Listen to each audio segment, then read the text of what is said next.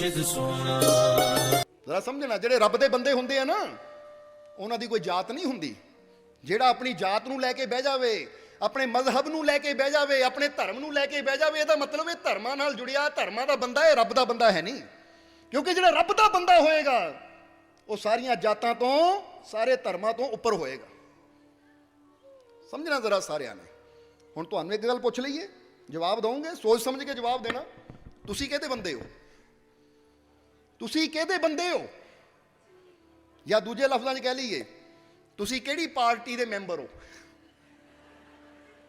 ਕਿਹੜੀ ਪਾਰਟੀ ਦੇ ਮੈਂਬਰ ਹੋ ਤੁਸੀਂ? ਜਰਾ ਸੋਚ ਕੇ ਦੱਸਣਾ।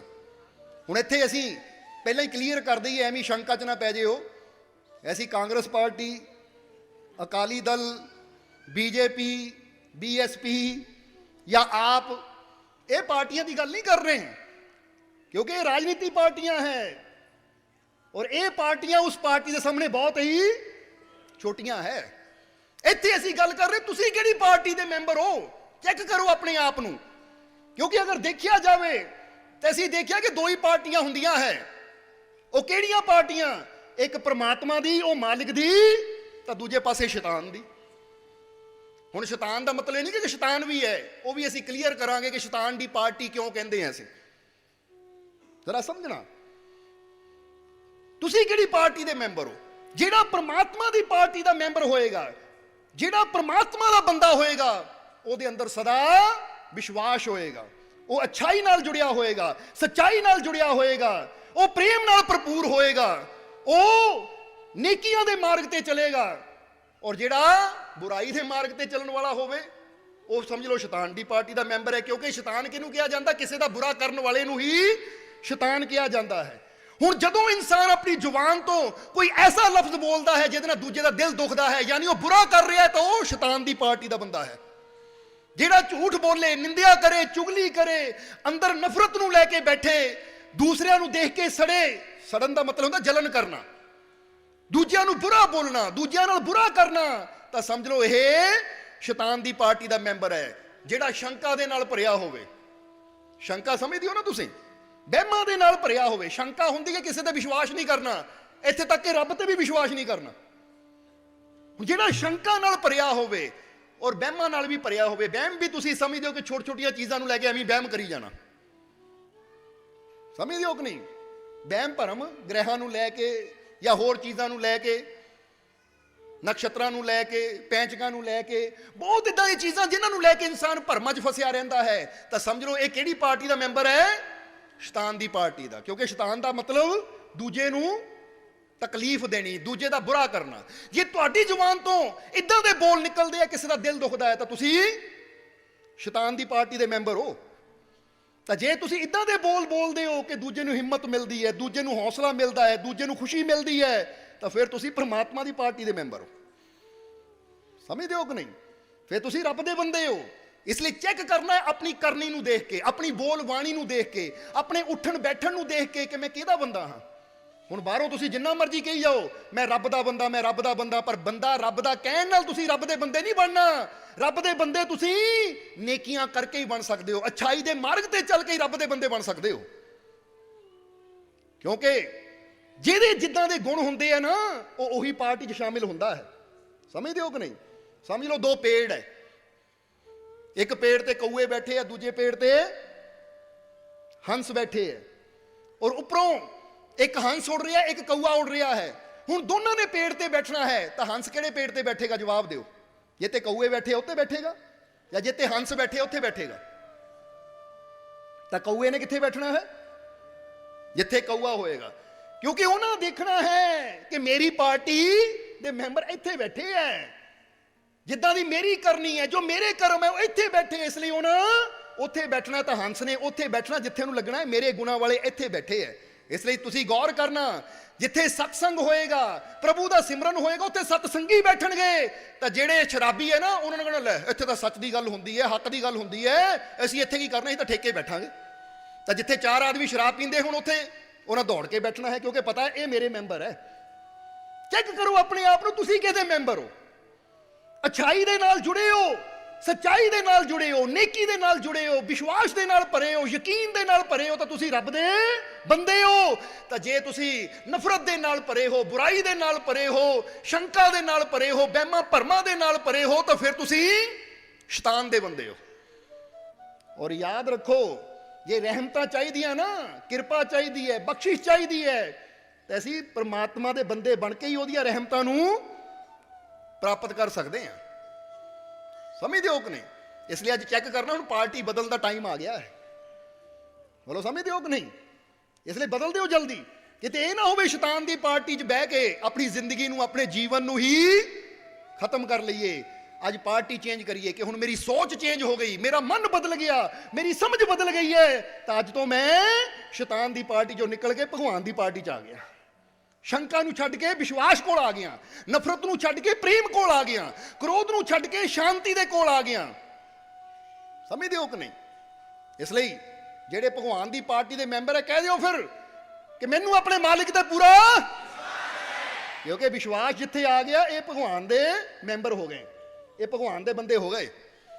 ਮੈਨੂੰ ਆਪਣੇ ਮਾਲਿਕ ਨਾਲ ਬਹੁਤ, ਹੁਣ ਜਿੱਥੇ ਪਿਆਰ ਆ ਗਿਆ, ਇਹ ਕਿਹੜੇ ਮੈਂਬਰ ਹੋ ਗਏ? ਭਗਵਾਨ ਦੇ ਮੈਂਬਰ ਹੋ ਗਏ। ਤਾਂ ਜੇ ਅਸੀਂ ਕਹਿੰਦੇ ਆ ਕਿ ਮੈਨੂੰ ਆਪਣੇ ਮਾਲਿਕ ਤੇ ਪੂਰਾ ਵਿਸ਼ਵਾਸ ਹੈ, ਤਾਂ ਵਿਸ਼ਵਾਸ ਕਹਿਣ ਦੇ ਨਾਲ ਹੀ ਉਹ ਪਰਮਾਤਮਾ ਦੀ ਰਹਿਮਤ ਵੀ ਹੋਣੀ ਸ਼ੁਰੂ ਹੋ ਜਾਂਦੀ ਹੈ। ਜਿੱਦਾਂ ਦੱਸਿਆ ਨਾ ਬੱਚਿਆਂ ਤੇ ਕਿੱਦਾਂ ਰਹਿਮਤ ਹੋਈ, ਕਿਉਂਕਿ ਇਹਨਾਂ ਨੇ ਇੱਕੋ ਹੀ ਗੱਲ ਕਹੀ ਸੀ ਕਿ ਵਿਸ਼ਵਾਸ ਰੱਖੋ ਕਿ ਮੇਰਾ ਮਾਲਿਕ ਮੇਰੇ ਨਾਲ ਹੈ, ਮੇਰੇ ਸਾਰੇ ਦੁੱਖ ਦੂਰ। ਤਾਂ ਤੁਸੀਂ ਦੇਖਿਆ ਬੱਚੀ ਇੱਕ ਹਫ਼ਤਾ ਪਹਿਲਾਂ ਉਹਦੀ ਅੱਖ ਕਿੱਦਾਂ ਦੀ ਸੀ, ਔਰ ਅੱਜ ਕਿੱਦਾਂ ਹੋ ਗਈ। ਇਹ ਵਿਸ਼ਵਾਸ ਦੀ ਗੱਲ ਹੈ, ਯਕੀਨ ਦੀ ਗੱਲ ਹੈ, ਕਿਉਂਕਿ ਉਹਦੇ ਘਰ 'ਚ ਕੋਈ ਕਮੀ ਨਹੀਂ ਹੈ। ਬਸ ਆਪਣੇ ਵਿਸ਼ਵਾਸ ਨੂੰ ਪੂਰਾ ਕਰ ਲਈਏ, ਆਪਣੇ ਅੰਦਰ ਵਿਸ਼ਵਾਸ ਰੱਖੀਏ ਕਿ ਮੈਨੂੰ ਮੇਰੇ ਮਾਲਿਕ ਤੇ ਪੂਰਾ ਯਕੀਨ ਹੈ ਕਿ ਮੇਰੇ ਤੇ ਰਹਿਮਤ ਹੋ ਗਈ, ਤਾਂ ਫਿਰ ਰਹਿਮਤਾਂ ਹੋਣੀਆਂ ਸ਼ੁਰੂ ਹੋ ਜਾਂਦੀਆਂ। ਇਸ ਲਈ ਅੱਜ ਤੋਂ ਕੋਈ ਵੀ ਕਰਮ ਕਰਨ ਲੱਗਿਆ ਚੈੱਕ ਕਰਨਾ ਕਿ ਮੈਂ ਸ਼ੈਤਾਨ ਦੀ ਪਾਰਟੀ ਵਾਲੇ ਕੰਮ ਕਰ ਰਿਹਾ ਜਾਂ ਭਗਵਾਨ ਦੀ ਪਾਰਟੀ ਵਾਲੇ ਕੰਮ ਕਰ ਰਿਹਾ, ਕਿਉਂਕਿ ਤੁਹਾਡੀ ਕਰਨੀ ਹੀ ਸਾਬਿਤ ਕਰੇਗੀ ਕਿ ਤੁਸੀਂ ਕਿਹੜੀ ਪਾਰਟੀ ਦੇ ਮੈਂਬਰ ਹੋ, ਤੁਸੀਂ ਕਿਹਦੇ ਬੰਦੇ ਹੋ, ਭਗਵਾਨ ਦੇ ਜਾਂ ਸ਼ੈਤਾਨ ਦੇ। ਇਸ ਲਈ ਜ਼ੁਬਾਨ ਤੋਂ ਕਹਿਣ ਨਾਲ ਕੁਝ ਨਹੀਂ ਹੋਣਾ, ਕਰਕੇ ਦਿਖਾਉਣ ਨਾਲ ਪਤਾ ਲੱਗਣਾ ਹੈ। ਬੋਲੋ, ਸਮਝਦੇ ਹੋ ਕਿ ਨਹੀਂ? ਕਰਕੇ ਦਿਖਾਉਣ ਨਾਲ ਪਤਾ ਲੱਗਣਾ ਕਿ ਮੈਂ ਵਾਕਿਆ ਹੀ ਭਗਵਾਨ ਦਾ ਬੰਦਾ ਹਾਂ, ਆਪਣੇ ਰੱਬ ਦਾ ਬੰਦਾ ਹਾਂ। ਇਸ ਲਈ ਰੱਬ ਦੇ ਬੰਦਿਆਂ ਅੰਦਰ ਕਿਸੇ ਨੂੰ ਨਿੰਦਣ ਦੀ ਭਾਵਨਾ ਨਹੀਂ ਹੁੰਦੀ, ਕਿਸੇ ਨੂੰ ਬੁਰਾ ਕਰਨ ਦੀ ਭਾਵਨਾ ਨਹੀਂ ਹੁੰਦੀ, ਕਿਸੇ ਨੂੰ ਤਕਲੀਫ ਦੇਣ ਦੀ ਭਾਵਨਾ ਨਹੀਂ ਹੁੰਦੀ। ਉਹਦੇ ਅੰਦਰ ਤਾਂ ਬਸ ਇੱਕੋ ਹੀ ਹੁੰਦਾ ਕਿ ਮਾਲਿਕ ਸਭ ਨੂੰ ਖੁਸ਼ੀਆਂ ਦੇ, ਸਭ ਦੇ ਚਿਹਰਿਆਂ ਤੇ ਮੁਸਕਰਾਹਟ ਹੋਵੇ, ਸਭ ਦੇ ਦੁੱਖਾਂ ਨੂੰ ਦੂਰ ਕਰ ਦੇ, ਕਿਉਂਕਿ ਉਹ ਰੱਬ ਵੀ ਸਭ ਦਾ ਭਲਾ ਚਾਹੁੰਦਾ ਹੈ। ਤਾਂ ਜਿਹੜਾ ਬੰਦਾ ਵੀ ਸਭ ਦਾ ਭਲਾ ਚਾਹਵੇ, ਫਿਰ ਉਹੀ ਰੱਬ ਦਾ ਗਿਣਿਆ ਜਾਏਗਾ। इसलिए जो बंदे हैं खुदा के उनकी कोई जात नहीं होती। रब दे बंदियां दी कोई जात नहीं हुंदी, रब दे बंदियां दी कोई जात कोई धर्म नहीं हुंदा। वो तो बस रब दे हुंदे कि मैं रब दा तां रब मेरा और रब मेरा, सब जग उसदा, और जे सारा जग उसदा ते सारा जग मेरा है। इसलिए मैं सब नाल प्रेम करना है, मैं सब नूं खुशियां देनियां है। जो बंदे हैं खुदा के उनकी कोई जात नहीं होती, सारी दुनिया के साथ में भी वो बात नहीं होती। सारी दुनिया भी नाल आके खड़ जावे ना तो वो गल नहीं होनी जो एक मुर्शद सतगुर और रब दे प्यारियां दे नाल खड़न नाल होनी है। ये समझ लेना सारियां ने। इसलिए क्या है कि सारी दुनिया के साथ में भी वो बात नहीं होती। कामिल मुर्शद मिल जाए यही दुआ करना, कामिल मुर्शद मिल जाए यही दुआ करना। बिना मुर्शद के खुद में खुदा से कभी मुलाकात नहीं होती। जरा समझना, कहते एक दुआ करिया करो कामिल मुर्शद मिल जाए। फिक्र ना करो, तुहानू मिल गया है। ये तो उन्हां वास्ते है जेड़े हाले इधर उधर भटक रहे हैं। कामिल मुर्शद मिल जाए यही दुआ करना, क्योंकि बिना मुर्शद के खुद में खुदा से कभी मुलाकात नहीं होती। जे रब नाल मुलाकात करनी है ना तो तुहाडे अंदर ही होनी है, पर ये उदों होनी है जदों कामिल मुर्शद मिलेगा। एक बार शाह इनायत कादरी कौन सी? साईं बुल्ले शाह दे मुर्शद सी। ਇੱਕ ਵਾਰ ਸ਼ਾਹ ਇਨਾਇਤ ਕਾਦਰੀ ਬੈਠੇ ਹੈ ਤਾਂ ਉਹਨਾਂ ਦੇ ਕੋਲ ਇੱਕ ਪ੍ਰੇਮੀ ਆਇਆ ਔਰ ਆ ਕੇ ਉਹਨਾਂ ਸ਼ਾਹ ਇਨਾਇਤ ਕਾਦਰੀ ਨੂੰ ਇੱਕ ਸਵਾਲ ਕੀਤਾ, ਪ੍ਰਸ਼ਨ ਪੁੱਛਿਆ। ਕਹਿੰਦਾ ਜੀ ਇੱਕ ਗੱਲ ਮੈਨੂੰ ਦੱਸੋ ਕਿ ਇੱਕ ਤਾਲਿਬ ਦੀ ਜ਼ਿੰਦਗੀ 'ਚ ਮੁਰਸ਼ਦ ਦੇ ਹੋਣ ਦਾ ਫਾਇਦਾ ਕੀ ਹੈ? ਤਾਲਿਬ ਯਾਨੀ ਸੇਵਕ ਕਿਹਾ ਜਾਂਦਾ ਹੈ, ਯਾਨੀ ਜਿਹਨੂੰ ਸਿੱਖ ਕਹਿ ਦਿੰਦੇ, ਸ਼ਿਸ਼ਯ ਕਹਿ ਦਿੰਦੇ ਆ, ਗੁਰੂ ਦਾ ਪਿਆਰਾ। ਇੱਕ ਤਾਲਿਬ ਦੇ ਜੀਵਨ 'ਚ ਮੁਰਸ਼ਦ ਦੇ ਹੋਣ ਦਾ ਫਾਇਦਾ ਕੀ ਹੈ? ਜਦੋਂ ਸ਼ਾਹ ਇਨਾਇਤ ਨੂੰ ਇਹ ਸਵਾਲ ਕੀਤਾ ਨਾ, ਤਾਂ ਸ਼ਾਹ ਇਨਾਇਤ ਜਾਤੀ ਦੇ ਰਾਹੀਂ ਸੀ ਤਾਂ ਨਾਲ ਨਾਲ ਮਾਲੀ ਦਾ ਕੰਮ ਵੀ ਕਰ ਲੈਂਦੇ ਸੀ। ਹੁਣ ਉਸ ਵੇਲੇ ਸ਼ਾਹ ਇਨਾਇਤ ਕਾਦਰੀ ਨੇ ਉਹਦੀ ਤਰਫ ਦੇਖਿਆ ਮੁਸਕਰਾ ਕੇ, ਤਾਂ ਉਹਨਾਂ ਦੇ ਕੋਲ ਕੁਝ ਬੀਜ ਪਏ ਹੋਏ ਸੀ ਫੁੱਲਾਂ ਦੇ। ਉਹਨਾਂ ਨੇ ਇੱਕ ਬੀਜ ਉਠਾਇਆ ਔਰ ਆਪਣੇ ਹੱਥ ਤੇ ਰੱਖ ਕੇ ਉਸ ਸਵਾਲ ਪੁੱਛਣ ਵਾਲੇ ਪ੍ਰੇਮੀ ਨੂੰ ਪੁੱਛਿਆ, ਕਹਿੰਦੇ ਦੱਸ ਸਾਡੇ ਹੱਥ 'ਚ ਕੀ ਹੈ? ਉਹਨੇ ਦੇਖਿਆ, ਕਹਿੰਦਾ ਜੀ ਇਹ ਤਾਂ ਇੱਕ ਬੀਜ ਹੈ। ਸ਼ਾਹ ਇਨਾਇਤ ਕਹਿੰਦੇ ਕੁਝ ਹੋਰ ਨਜ਼ਰ ਆਉਂਦਾ ਤੈਨੂੰ? ਕਹਿੰਦਾ ਨਹੀਂ ਜੀ ਬਸ ਬੀਜ ਹੀ ਹੈ, ਹੋਰ ਤਾਂ ਕੁਝ ਹੈ ਨਹੀਂ ਤੁਹਾਡੇ ਹੱਥ ਤੇ। ਕਹਿੰਦੇ ਆ ਜਾ ਫਿਰ ਸਾਡੇ ਨਾਲ, ਤੂੰ ਪੁੱਛਿਆ ਹੈ ਕਿ ਕਾਮਿਲ ਮੁਰਸ਼ਦ ਦੇ ਹੋਣ ਦਾ ਇੱਕ ਸੇਵਕ ਨੂੰ ਕੀ ਲਾਭ ਹੁੰਦਾ ਹੈ, ਇੱਕ ਤਾਲਿਬ ਨੂੰ ਕੀ ਫਾਇਦਾ ਹੁੰਦਾ ਹੈ, ਆ ਜਾ ਤੈਨੂੰ ਦੱਸੀਏ। ਕਹਿੰਦੇ ਉਹਨੂੰ ਲੈ ਕੇ ਇੱਕ ਕਿਆਰੀ ਦੇ ਕੋਲ ਆ ਗਏ। ਕਿਆਰੀ ਸਮਝਦੇ ਹੋ ਨਾ, ਜਿੱਥੇ ਫੁੱਲ ਬੀਜ ਬੀਜੇ ਜਾਂਦੇ ਹੈ, ਜਿੱਥੇ ਫੁੱਲਾਂ ਦੀ ਬਾੜੀ ਹੁੰਦੀ ਹੈ। ਕਿਆਰੀ ਦੇ ਕੋਲ ਆ ਗਏ ਔਰ ਉਹਨਾਂ ਨੇ ਉਹ ਬੀਜ ਉਹਦੇ ਸਾਹਮਣੇ, ਕਹਿੰਦੇ ਦੇਖ ਇਸ ਬੀਜ ਨੂੰ। ਤੂੰ ਕਹਿੰਦਾ ਜੀ ਇੱਕ ਬੀਜ ਹੈ, ਹੋਰ ਕੁਝ ਨਹੀਂ ਹੈ, ਸਿਰਫ ਬੀਜ ਹੈ। ਉਹਨਾਂ ਨੇ ਉਹਦੀਆਂ ਅੱਖਾਂ ਸਾਹਮਣੇ ਉਹ ਬੀਜ ਉਸ ਕਿਆਰੀ 'ਚ ਬੀਜ ਦਿੱਤਾ ਔਰ ਉੱਤੇ ਮਿੱਟੀ ਪਾ ਕੇ ਜੋ ਨਿਯਮ ਹੁੰਦਾ ਪਾਣੀ ਖਾਦ ਪਾਣ ਦਾ ਪਾਇਆ। ਫਿਰ ਉਹਨੂੰ ਕਹਿੰਦੇ ਕੁਝ ਦਿਨਾਂ ਬਾਅਦ ਆਈ, ਫਿਰ ਤੈਨੂੰ ਤੇਰੇ ਸਵਾਲ ਦਾ ਜਵਾਬ ਦੇਵਾਂਗੇ ਕਿ ਇੱਕ ਮੁਰਸ਼ਦ ਦੇ ਹੋਣ ਦਾ ਇੱਕ ਸੇਵਕ ਦੇ ਕੀ ਫਾਇਦਾ ਹੈ, ਜਾਂ ਗੁਰੂ ਕੀ ਲਾਭ ਦਿੰਦਾ ਹੈ ਇੱਕ ਤਾਲਿਬ ਨੂੰ। ਕੁਝ ਦਿਨਾਂ ਬਾਅਦ ਆਈ, ਤੈਨੂੰ ਜਵਾਬ ਦੇਵਾਂਗੇ। ਕੁਝ ਦਿਨਾਂ ਬਾਅਦ ਆਇਆ, ਸਮਝ ਲਓ 2-3 ਹਫ਼ਤੇ ਬਾਅਦ ਜਦੋਂ ਆਇਆ, ਆ ਕੇ ਕਹਿੰਦਾ ਮਹਾਰਾਜ ਤੁਸੀਂ ਕਹਿੰਦੇ ਸੀ ਕੁਝ ਦਿਨਾਂ ਬਾਅਦ ਆਈ, ਅੱਜ ਮੈਂ ਆ ਗਿਆ, ਹੁਣ ਦੱਸੋ ਸਵਾਲ ਦਾ ਜਵਾਬ। ਕਹਿੰਦੇ ਆ ਜਾ।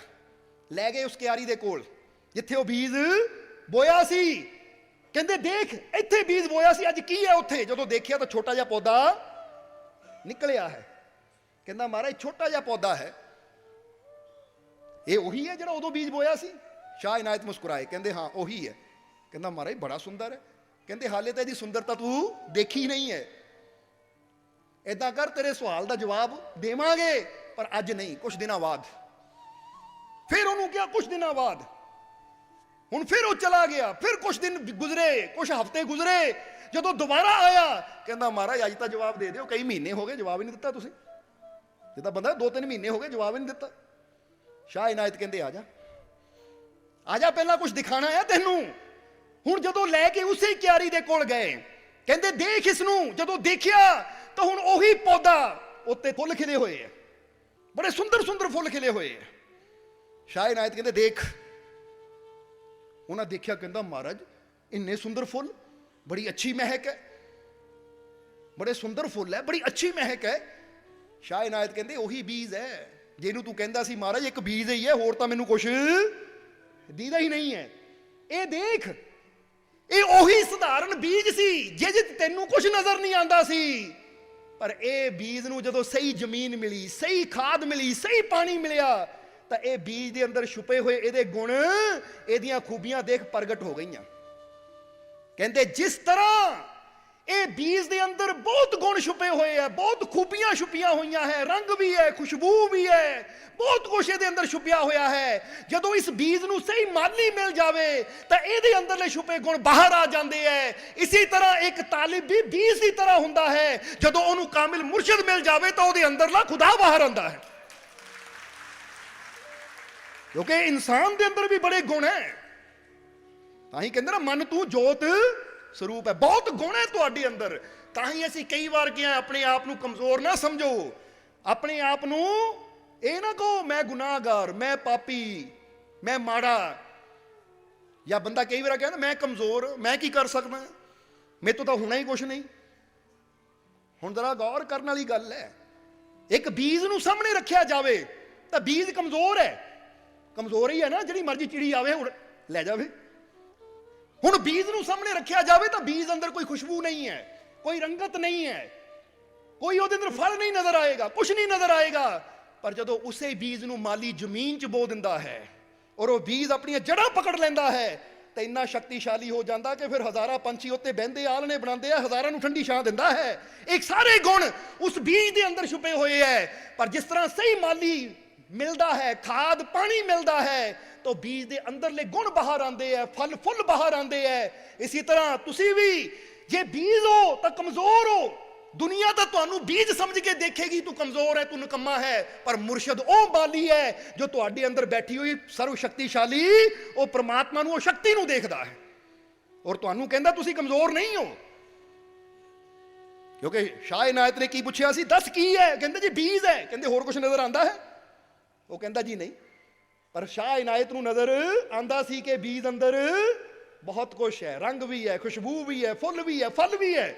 ਇਸੇ ਤਰ੍ਹਾਂ ਤੁਹਾਨੂੰ ਦੁਨੀਆ ਜੋ ਮਰਜ਼ੀ ਕਵੇ, ਪਰ ਅਸੀਂ ਤੁਹਾਨੂੰ ਕਵਾਂਗੇ ਤੁਹਾਡੇ ਅੰਦਰ ਬਹੁਤ ਖੁਸ਼ ਹੈ, ਤੁਹਾਡੇ ਅੰਦਰ ਆਨੰਦ ਹੈ, ਤੁਹਾਡੇ ਅੰਦਰ ਸ਼ਾਂਤੀ ਹੈ, ਤੁਹਾਡੇ ਅੰਦਰ ਉਹ ਪ੍ਰਮਾਤਮਾ ਦੀ ਸ਼ਕਤੀ ਹੈ, ਤੁਹਾਡੇ ਅੰਦਰ ਉਹ ਮਾਲਿਕ ਦੀ ਰਹਿਮਤ ਹੈ ਕਿ ਅਗਰ ਤੁਸੀਂ ਮਿਹਨਤ ਕਰਨ ਨੂੰ ਤਿਆਰ ਹੋ ਤਾਂ ਉਹ ਰਹਿਮਤ ਨੂੰ ਤੁਸੀਂ ਆਪਣੇ ਜੀਵਨ 'ਚ ਦੇਖ ਵੀ ਸਕਦੇ ਹੋ, ਉਹਦਾ ਆਨੰਦ ਵੀ ਲੈ ਸਕਦੇ ਹੋ ਔਰ ਦੁਨੀਆ ਤੱਕ ਵੀ ਪਹੁੰਚਾ ਸਕਦੇ ਹੋ। ਕਿਉਂਕਿ ਬਹੁਤ ਕੁਛ ਹੈ ਤੁਹਾਡੇ ਅੰਦਰ, ਇਸ ਲਈ ਤੁਸੀਂ ਬਹੁਤ ਖਾਸ ਹੋ। ਕੀ ਹੋ ਤੁਸੀਂ? ਕਹਿ ਦਿਓ ਫਿਰ ਕਿ ਮੈਂ ਬਹੁਤ ਖਾਸ ਹਾਂ। ਖਾਸ ਕਿਉਂ ਨਾ ਹੋਵਾਂ? ਮੈਨੂੰ ਬਣਾਇਆ ਜਦ ਮੇਰੇ ਮਾਲਿਕ ਨੇ ਹੈ। ਮਾਣ ਦੀ ਗੱਲ ਨਹੀਂ ਹੈ ਇਹ। ਉਹ ਮਾਣ ਕਰਨਾ ਤਾਂ ਕੋਈ ਧਨ ਤੇ ਮਾਣ ਕਰਦਾ ਹੈ, ਕੋਈ ਪਦਵੀ ਤੇ ਮਾਣ ਕਰਦਾ ਹੈ, ਕੋਈ ਮਕਾਨਾਂ ਤੇ ਕਰਦਾ ਹੈ, ਕੋਈ ਕਿਸੇ ਤੇ। ਮਾਣ ਕਰਨਾ ਤਾਂ ਇਹ ਕਰੋ ਕਿ ਮੈਨੂੰ ਮੇਰੇ ਮਾਲਿਕ ਨੇ ਬਣਾਇਆ ਹੈ ਔਰ ਬਣਾ ਕੇ ਉਹ ਮੇਰੇ ਤੋਂ ਜੁਦਾ ਨਹੀਂ ਹੋਇਆ, ਬਲਕਿ ਮੈਨੂੰ ਬਣਾ ਕੇ ਮੇਰੇ ਅੰਦਰ ਹੀ ਬੈਠ ਗਿਆ। ਇਹ ਕੋਈ ਛੋਟੀ ਗੱਲ ਹੈ? ਛੋਟੀ ਗੱਲ ਇਹ? ਜਰਾ ਸੋਚੋ, ਇੱਕ ਮੂਰਤੀਕਾਰ ਜਿੰਨੀ ਮਰਜ਼ੀ ਸੁੰਦਰ ਮੂਰਤੀ ਬਣਾ ਲਾਵੇ ਪਰ ਉਹ ਮੂਰਤੀ ਵਿੱਚ ਨਹੀਂ ਫਿੱਟ ਹੋ ਸਕਦਾ। ਸਮਝਦੇ ਹੋ ਕਿ ਨਹੀਂ? ਇੱਕ ਕਾਰਪੇਂਟਰ ਜਿੰਨੀ ਮਰਜ਼ੀ ਅੱਛੀ ਅਲਮਾਰੀ, ਕੋਈ ਵੀ ਲੱਕੜ ਦੀ ਚੀਜ਼ ਬਣਾ ਲਾਵੇ, ਰਹਿਣਾ ਉਹਨਾਂ ਜੁਦਾ ਹੀ ਹੈ। ਕੋਈ ਵੀ ਕਲਾਕਾਰ ਪੇਂਟਿੰਗ ਜਿੰਨੀ ਮਰਜ਼ੀ ਸੁੰਦਰ ਬਣਾ ਲਾਵੇ, ਰਹਿਣਾ ਜੁਦਾ ਹੀ ਹੈ। ਪਰ ਮਹਾਨ ਹੈ ਉਹ ਕਲਾਕਾਰ ਜਿਹੜਾ ਬਣਾਉਂਦਾ ਵੀ ਹੈ ਤਾਂ ਵਿੱਚ ਵਸ ਵੀ ਜਾਂਦਾ ਹੈ। ਹੁਣ ਅਸੀਂ ਬਸ ਇੱਕੋ ਹੀ ਕੰਮ ਕਰਨਾ ਹੈ ਕਿ ਆਪਣੇ ਵਿੱਚ ਵਸੇ ਹੋਏ ਉਹ ਆਪਣੇ ਕਲਾਕਾਰ ਨੂੰ ਪਹਿਚਾਨਣਾ ਹੈ, ਯਾਨੀ ਉਹ ਮਾਲਿਕ ਨੂੰ, ਪ੍ਰਮਾਤਮਾ ਨੂੰ ਜਾਣਨਾ ਹੈ ਕਿ ਮੇਰੇ ਅੰਦਰ ਉਹ ਸਰਵ ਸ਼ਕਤੀ ਛੁਪੀ ਬੈਠੀ ਹੈ। क्योंकि ब्रह्म भी तुझ में, ब्रह्मांड तुझ में ही ब्रह्म ज्ञान है। जाको सतगुर मिले सो समझे, बिन सतगुर अनजान है। ये ब्रह्मांड भी किथे है? तुहाडे अंदर, क्योंकि जो ब्रह्मंडे सोई पिंडे। ब्रह्म यानी परमात्मा, वो किथे है? ब्रह्म भी तुझ में, ब्रह्मांड तुझ में ही ब्रह्म ज्ञान है। ਉਹਦਾ ज्ञान भी तेरे अंदर है।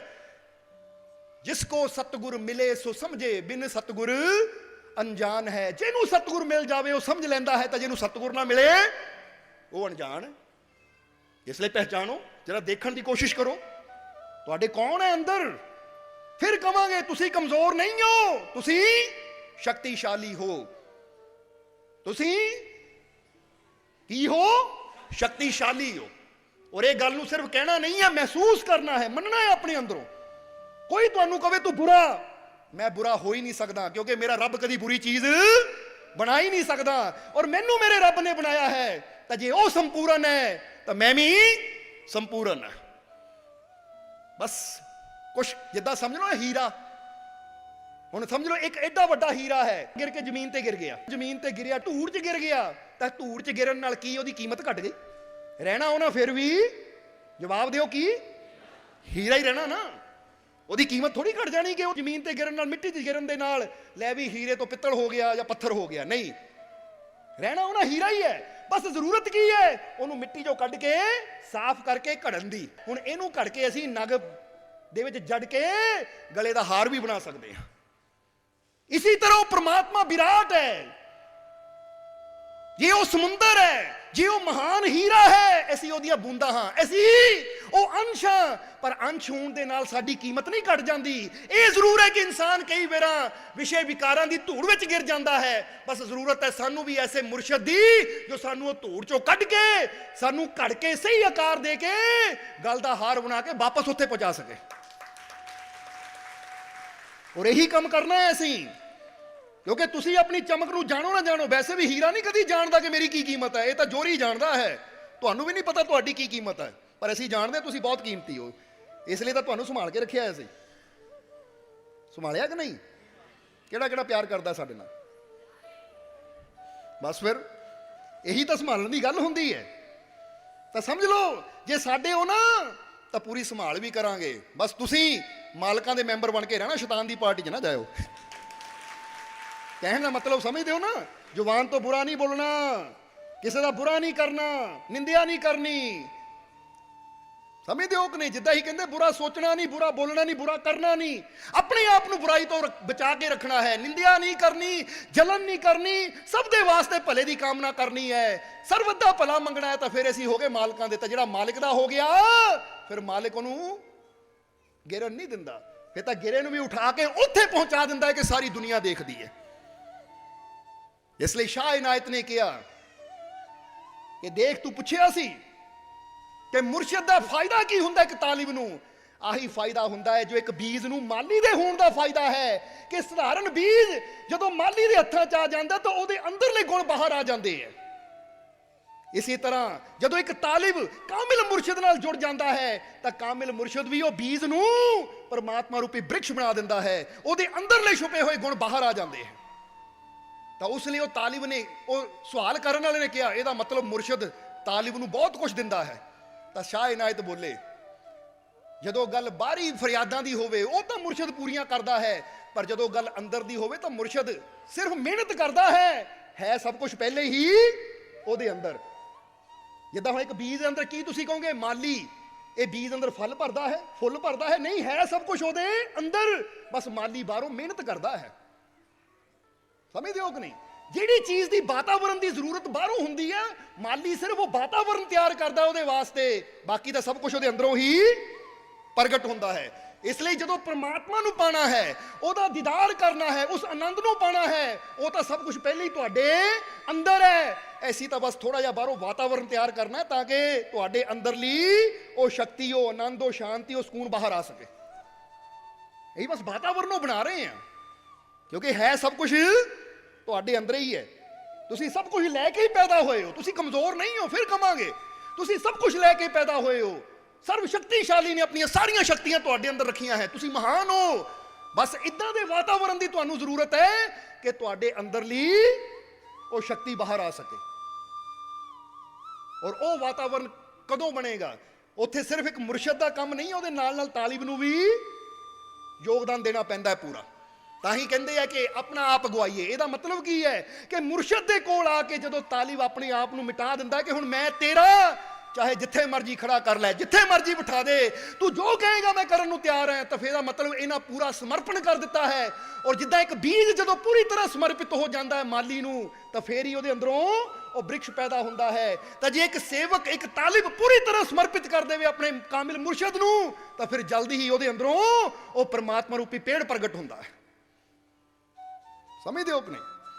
ਇਸ ਲਈ ਸ਼ਾਹ ਇਨਾਇਤ ਦੀ ਬਾਣੀ, ਬੁੱਲੇ ਸ਼ਾਹ ਦੀ ਬਾਣੀ ਤੁਸੀਂ ਬਹੁਤ ਸੁਣੀ ਹੈ, ਪਰ ਇੱਥੇ ਸ਼ਾਹ ਇਨਾਇਤ ਦੀ ਬਾਣੀ ਦੱਸਣਾ ਚਾਹਾਂਗੇ ਕਿ ਸ਼ਾਹ ਇਨਾਇਤ ਉਸ ਨੂੰ ਕੀ ਜਵਾਬ ਦਿੰਦੇ ਹੈ ਕਿ ਤਾਲਿਬ ਬੀਜ ਤੇ ਮੁਰਸ਼ਿਦ ਮਾਲੀ, ਜੋ ਬੀਜ ਨੂੰ ਬ੍ਰਿਕਸ਼ ਬਣਾਵੇ। ਤਾਲਿਬ ਬੀਜ ਤੇ ਮੁਰਸ਼ਿਦ ਮਾਲੀ, ਜੋ ਬੀਜ ਨੂੰ ਬ੍ਰਿਕਸ਼ ਬਣਾਵੇ। ਇਸ਼ਕ ਯਕੀਨ ਦਾ ਪਾਣੀ ਦੇ ਕੇ ਖੁਸ਼ੀਆਂ ਦੇ ਫਲ ਲਾਵੇ।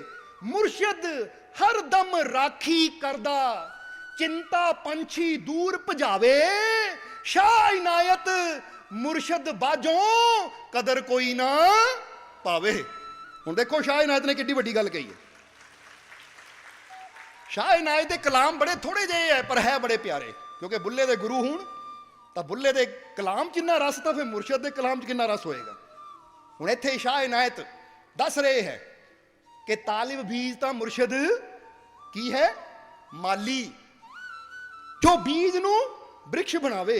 ਕਹਿੰਦੇ ਮੁਰਸ਼ਿਦ ਮਾਲੀ ਹੈ ਤਾਂ ਤਾਲਿਬ ਇੱਕ ਬੀਜ ਹੈ। ਔਰ ਜੇ ਇੱਕ ਬੀਜ ਬ੍ਰਿਕਸ਼ ਹੋਣਾ ਚਾਹੁੰਦਾ ਹੈ ਤਾਂ ਉਹਨੂੰ ਮਾਲੀ ਦੀ ਜ਼ਰੂਰਤ ਹੈ। ਤਾਂ ਇਸੇ ਤਰ੍ਹਾਂ ਜੇ ਇੱਕ ਸੇਵਕ ਇਨਸਾਨ ਤੋਂ ਭਗਵਾਨ ਹੋਣਾ ਚਾਹੁੰਦਾ ਹੈ, ਕਮਜ਼ੋਰ ਤੋਂ ਸ਼ਕਤੀਸ਼ਾਲੀ ਹੋਣਾ ਚਾਹੁੰਦਾ ਹੈ, ਦੁੱਖ ਤੋਂ ਆਨੰਦ ਨੂੰ ਪ੍ਰਾਪਤ ਕਰਨਾ ਚਾਹੁੰਦਾ ਹੈ, ਤਾਂ ਫਿਰ ਉਹਨੂੰ ਜੀਵਨ 'ਚ ਮੁਰਸ਼ਿਦ ਰੂਪੀ ਮਾਲੀ ਦੀ ਕਹਿ ਦਿਓ ਕੀ ਹੈ ਜ਼ਰੂਰਤ। ਕਿਉਂਕਿ ਇੱਕ ਬੀਜ ਨੂੰ ਰੱਖ ਦਿਓ ਤੁਸੀਂ, ਛੱਡ ਦਿਓ ਟੇਬਲ ਤੇ, ਤਾਂ ਕੀ ਬਣੇਗਾ ਉਹਦਾ?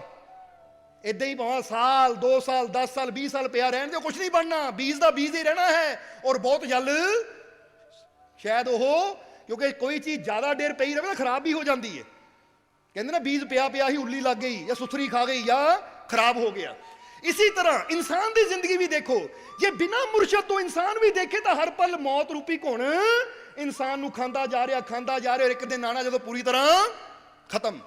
इस तो पहला कि यह खत्म हो जाए, इत्थे जरूरत है कामिल मुर्शद रूपी माली दी, जो मेहनत करवा के साडे अंदरले वो आनंद नूं बाहर लिया सके। सो लियाण नूं तैयार हो कि नहीं? तुसीं जरा समझ लेना सारिਆਂ ने, क्योंकि तुहाडे अंदर ही है वो शक्ति, तुहाडे अंदर ही है ताकत। बस विश्वास की जरूरत है, भरोसे की जरूरत है, यकीन की जरूरत है। कहते ने एक गांव सी, एक नगर सी, उस नगर के अंदर अग की पूजा की जाती सी। जिहड़ा उत्थे दा राजा भी सी वो भी अग नूं मनदा हुंदा सी। तां उत्थे एक हजूर गौस दा तालिब, यानी उन्हें जदों हजूर के दर्शन बगदाद जाके किए तो इन्ना हजूर का इश्क उहदे अंदर पैदा हो गया कि सब कुछ अपने पुराने जो भी नियम सी भरम सी छड्ड के वो हजूर का हो गया। हुण जदों अपने घर आके उन्हें हजूर की नियाज दवाई तो लोगों ने उन्होंने, क्योंकि एक तो तुसीं कहानी वो सुनी होनी है कि जो फांसी का फंदा ते चढ़ाया सी राजे ने, पर एक कहानी भी बड़ी प्यारी है, ये भी घटना बड़ी प्यारी है कि जो लोगों ने देखा कि ये साडे नियम छड्ड के पता नहीं किहड़े नवे नियम अपना रहा है, पता नहीं किहड़ी नवी चीज अपना रहा है, तो उन्होंने जाके उसकी शिकायत बादशाह को की कि महाराज देखो असीं जिहनूं मनदे हां, साडे पूरे नगर का एक नियम है अग्नि की पूजा करनी, क्योंकि उत्थे अग बलदी हुंदी सी, अग हर वेले रोशन रहिंदी सी, जिथे लोग जाके प्रार्थनावां करदे हुंदे सी, मन्नत मंगनी उहदे कोल जाके मंगनी, और राजे ने अग बुझण नहीं देनी। हुण जदों इन्हें हजूर के नाम का उत्थे 11वीं दुआई न्याज दी, हजूर के नाम के जयकारे लाए जानी, अपने मुर्शद के बारे जो नियम सी वो कीते, तो नगर के लोगों को बड़ी तकलीफ हुई। तकलीफ तो होंदी है कि असीं हज़ारां कर रहे थे, कल्ला की कर रहा है, फिर हुंदा भी डर कि इहनूं देख के किते होर भी कोई ऐदा ना हो जाए। इसलिए वो लैके उन्होंने राजे की कचहरी चले गए, जाके राजे नूं दस्सिया कि महाराज देखो एक की कर रहा है, अपने पुराने नियम छड्ड के पता नहीं किहड़े नवे नियम बना रहा, किहड़े नवे मार्ग से चल रहा, इहनूं ना रोकिया गया तो फिर इसका असर बाकी परिवारों पर भी हो सकता है। जदों राजे नूं किया तो उस वेले राजे ने किया, कहते अच्छा, उन्होंने पूछया कि हाँ बई तेरा की कहना है, तू नवे नियम नूं छड्ड के पुराने नियम चाहता है या फिर ऐसी फैसला करिए जो करना है। तो उन्हें कहा बादशाह पहला मैं अन्ना सी, अंधेरे च भटक रहा सी, पर हुण जे मैं सूरज का प्रकाश देखा है, रहमत की रोशनी देखा, तो मैं हुण इनकार नहीं कर सकता कि प्रकाश है नहीं, यानी उसकी रहमत है नहीं, तुसीं जो सजा देनी दे दिओ, पर मैनू अपने पीर ते पूरा यकीन है, अपने मुर्शद ते पूरा यकीन है, अपने मुर्शद नाल पूरा प्यार है, मरना तो उदा भी है, जे अपने मुर्शद का इश्क दिल च लैके मरूंगा तो मेरा मरना भी सफल है। इसलिए तुहानू जो ठीक लगता कर दिओ, पर मैं जो सच्चाई समझ चुका हाँ, जो रहमत देख चुका हाँ, जो मेरे अंदर मेरे मुर्शद का इश्क समा चुका है, वो हुण किसी भी कीमत ते निकल नहीं सकता, खत्म नहीं हो सकता। तो उसले बादशाह ने कहा यह गल है, फिर यह गल है, लियाओ जहर का प्याला, ताकि इत्थे ही इस सभा दे विच सारे देखणगे कि तेरा की हाल हुंदा है। अपने सैनिकां नूं कहा कि इदां दा जहर लियाओ कि पी के एक पल दे विच तड़फ तड़फ के मर जावे, क्योंकि कई जहर इदां दे खतरनाक हुंदे ना, पींदे सारे ही बंदा तड़फ तड़फ के मर जाता है। कई जहर थोड़ी थोड़ी हौली हौली असर करते, तो कई बड़े तेज होंगे है, इत्थे तक भी होंगे कि जदों वो जहर अंदर जाता है तो नसां नूं चीरदा होया बाहर आना शुरू हो जाता, अखां चों लहू, नक चों लहू, कन्नां चों लहू निकलना शुरू हो जाता है। कहंदे ओ जहर लियाओ, जहर लियांदा गया। बादशाह ने फिर पूछा सब तो तेज जहर, वो कहंदे महाराज ये तो तेज जहर कोई है ही नहीं।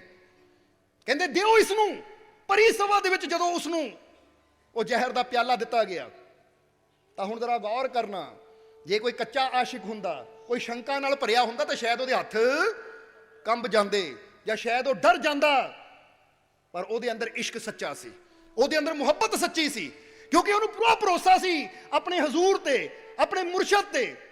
इसलिए उन्हें हसते हुए जहर पकड़िया, और हसते हुए जहर नूं पकड़ के नाल ही अपने हजूर नूं याद किया, और जहर ਗੱਟ ਗੱਟ ਕਰਕੇ ਯਾਨੀ ਇੱਕੋ ਵਾਰ ਚ ਪੀ ਗਿਆ, ਇਦਾਂ ਪੀ ਗਿਆ ਜਿੱਦਾਂ ਕੋਈ ਸ਼ਰਬਤ ਪੀਂਦਾ ਹੈ।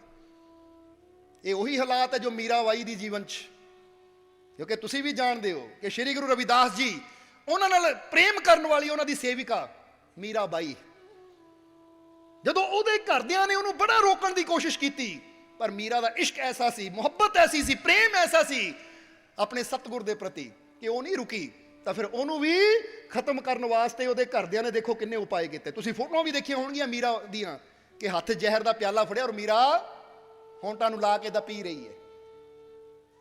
ਜਰਾ ਸਮਝਣਾ, ਇਹੀ ਤਾਂ ਆਸ਼ਕਾਂ ਦੀ ਗੱਲ ਹੁੰਦੀ ਹੈ, ਇਹੀ ਤਾਂ ਰੱਬ ਦੇ ਨਾਲ ਪ੍ਰੇਮ ਕਰਨ ਵਾਲਿਆਂ ਦੀ ਇੱਕ ਭਾਵਨਾ, ਇੱਕ ਵਿਸ਼ਵਾਸ, ਇੱਕ ਇਸ਼ਕ ਦਾ ਰੰਗ ਐਸਾ ਹੁੰਦਾ ਹੈ ਕਿ ਨਾ ਉਹ ਜ਼ਹਿਰ ਤੋਂ ਡਰਦੇ ਆ ਤਾਂ ਨਾ ਉਹ ਦੁਨੀਆ ਦੀ ਕਿਸੇ ਸ਼ੈ ਦੀ ਪਰਵਾਹ ਕਰਦੇ ਆ, ਕਿਉਂਕਿ ਪਤਾ ਅਸੀਂ ਸੱਚ ਦੇ ਮਾਰਗ ਤੇ ਹਾਂ, ਕਿਉਂਕਿ ਪਤਾ ਉਹ ਸੱਚਾ ਸਾਡੇ ਅੰਦਰ ਵਸਦਾ ਹੈ।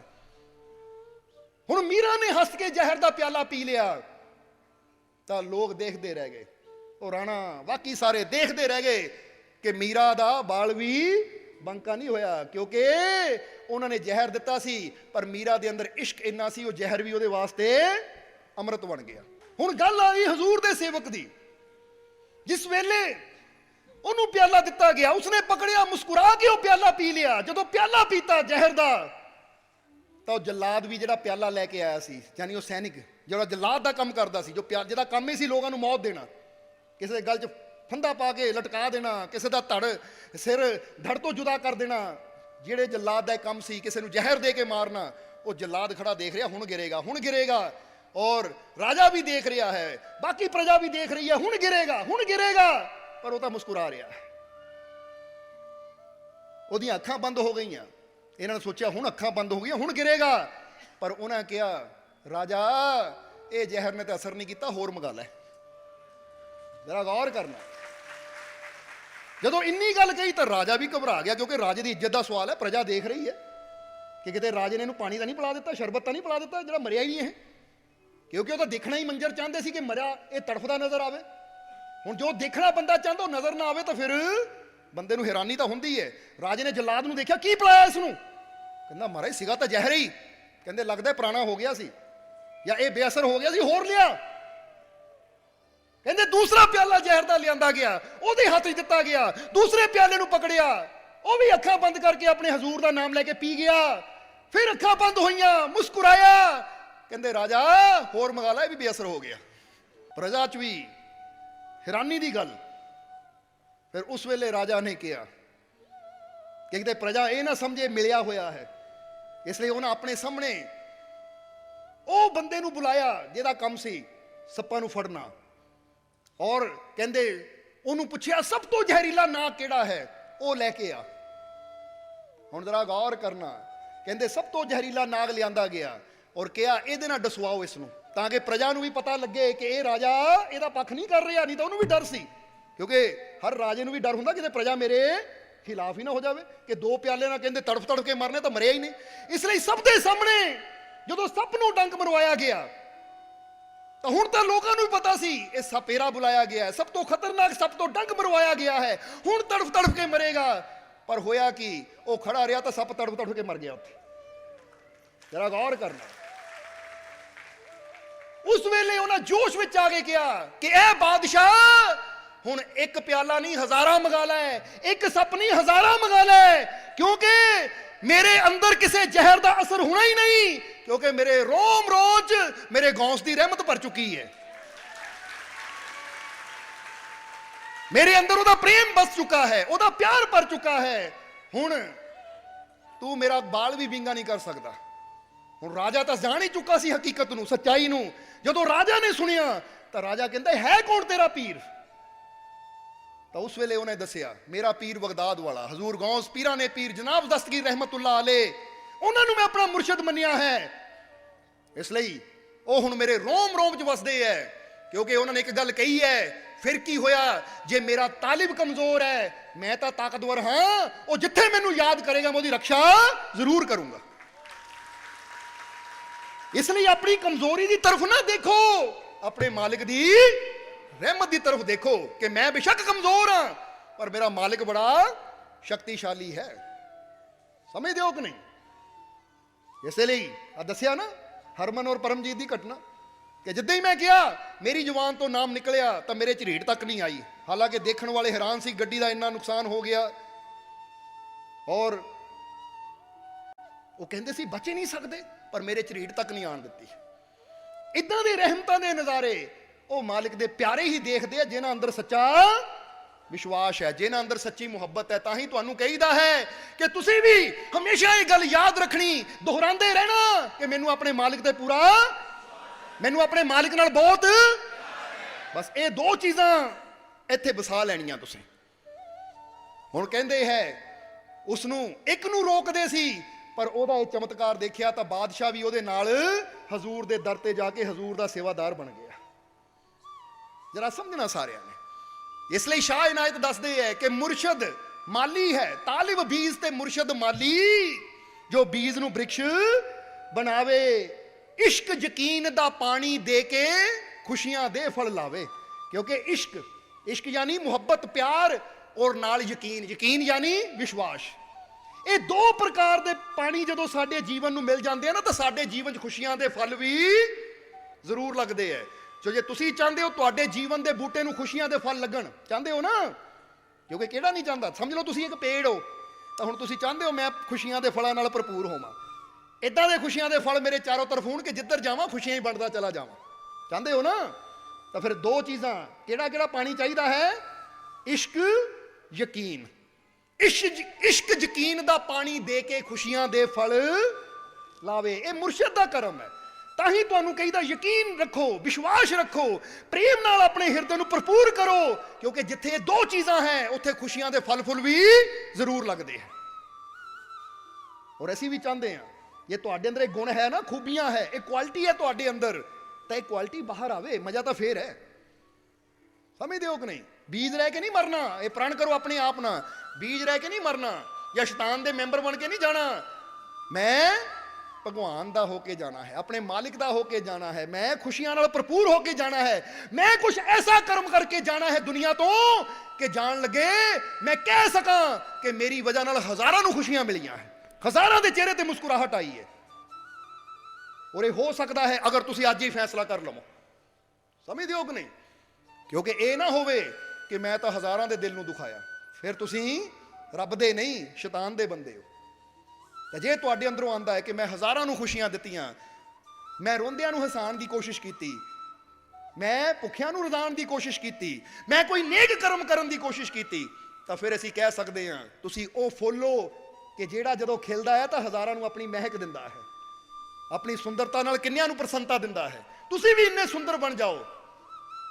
ਅਸੀਂ ਬਾਹਰ ਦੀ ਗੱਲ ਨਹੀਂ ਕਰ ਰਹੇ, ਅੰਦਰ ਦੀ ਗੱਲ ਕਰ ਰਹੇ ਹਾਂ। ਇੰਨੇ ਸੁੰਦਰ ਅੰਦਰੋਂ ਬਣ ਜਾਓ, ਕਿਉਂਕਿ ਯਾਦ ਰੱਖੋ ਅਸਲੀ ਸੁੰਦਰਤਾ ਸਰੀਰ ਦੀ ਨਹੀਂ ਹੁੰਦੀ, ਅਸਲੀ ਸੁੰਦਰਤਾ ਤੁਹਾਡੇ ਚਰਿੱਤਰ ਦੀ ਹੁੰਦੀ ਹੈ, ਅਸਲੀ ਸੁੰਦਰਤਾ ਤੁਹਾਡੇ ਸੁਭਾਅ ਦੀ ਹੁੰਦੀ ਹੈ, ਤੁਹਾਡੇ ਕਰਮਾਂ ਦੀ ਹੁੰਦੀ ਹੈ ਕਿ ਤੁਹਾਡੀ ਕਰਨੀ ਕੈਸੀ ਹੈ। ਜਿਹਦੇ ਕਰਮ ਸੁੰਦਰ ਹੈ, ਕਰਮ ਅੱਛੇ ਹੈ, ਉਹੀ ਇਨਸਾਨ ਅੱਛਾ ਹੈ। ਕਹਿੰਦੇ ਨਾ ਮੌਲਾਨਾ ਰੂਮੀ ਜਾ ਰਹੇ ਸੀ ਆਪਣੇ ਸੇਵਕਾਂ ਨਾਲ, ਤਾਂ ਸਾਹਮਣੇ ਕੀ ਦੇਖਿਆ? ਇੱਕ ਰਸਤੇ ਤੋਂ ਗੁਜ਼ਰ ਰਹੇ ਤਾਂ ਸਾਹਮਣੇ ਇੱਕ ਅਖਾੜਾ ਹੈ। ਅਖਾੜਾ ਸਮਝ ਲਓ ਜਿੱਥੇ ਪਹਿਲਵਾਨ ਪ੍ਰੈਕਟਿਸ ਕਰਦੇ ਹੈ, ਜਿੱਥੇ ਪਹਿਲਵਾਨ ਲੜਦੇ ਹੈ ਜਾਂ ਕੁਸ਼ਤੀ ਕਰਦੇ ਹੈ। ਦੇਖਿਆ ਕਿ ਉੱਥੇ ਇੱਕ ਬੜਾ ਤਕੜਾ ਪਹਿਲਵਾਨ ਹੈ, 6.5 ਫੁੱਟ ਦਾ, ਉਹ ਕੱਲਾ ਹੀ 50 ਪਹਿਲਵਾਨਾਂ ਨਾਲ ਅਭਿਆਸ ਕਰ ਰਿਹਾ, ਕੁਸ਼ਤੀ ਲੜ ਰਿਹਾ। ਯਾਨੀ ਉਹ ਅਭਿਆਸ ਦਾ ਟਾਈਮ ਸੀ ਜਦੋਂ ਪਹਿਲਵਾਨ ਆਪਸ ਵਿੱਚ ਰਲ ਕੇ ਕੁਸ਼ਤੀ ਕਰਦੇ, ਅਭਿਆਸ।